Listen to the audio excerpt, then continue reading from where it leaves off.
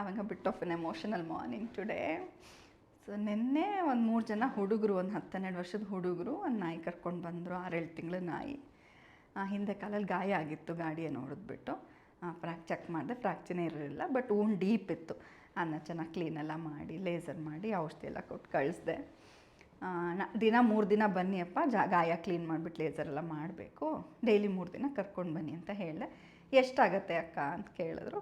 ತೊಗೊಂಡು ಬನ್ನಿಯಪ್ಪ ಒಂದು 100-200 ರೂಪಾಯಿ ಅಂತ ಹೇಳಿದೆ, ಔಷಧಿದು ಮಾತ್ರ ತೊಗೊಳ್ಳೋಣ ಅಂತ. ಇವತ್ತು ಹೇಳಿ ಟೈಮ್ ಕರೆಕ್ಟಾಗಿ ಕರ್ಕೊಂಡು ಬಂದರು.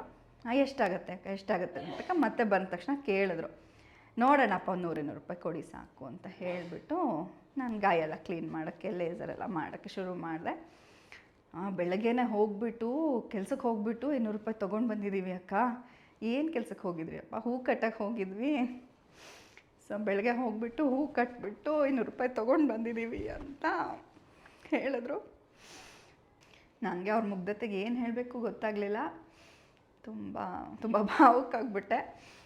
ಎಲ್ಲ ಇರೋರು 10-20 ರೂಪಾಯಿ ನಮ್ಮ ಹತ್ರ ಬಾರ್ಗೇನ್ ಮಾಡ್ತಾರೆ. ಆನ್ಲೈನಲ್ಲಿ 2% ಎಕ್ಸ್ಟ್ರಾ ಡಿಸ್ಕೌಂಟ್ ಸಿಗುತ್ತೆ, ಅಲ್ಲೇ ತೊಗೋತೀವಿ ಅಂತ ಹೋಗ್ತಾರೆ.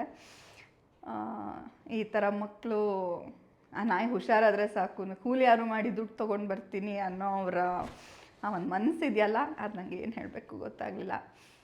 Very emotional. ಆಮೇಲೆ ಇದಕ್ಕೋಸ್ಕರನೇ ನಾವು ಕೆಲಸ ಮಾಡೋದು, ಇದೇ ನಮಗೆ ಬೇಕಿರೋ ಒಂದು ಸ್ಯಾಟಿಸ್ಫ್ಯಾಕ್ಷನು, ನಮ್ಮ ವೃತ್ತಿಯಲ್ಲಿ ಸಿಗೋ ಸ್ಯಾಟಿಸ್ಫ್ಯಾಕ್ಷನ್ನೇ ಇದು ಅಂತ ತುಂಬ ಸಮಾಧಾನನೂ ಆಯಿತು.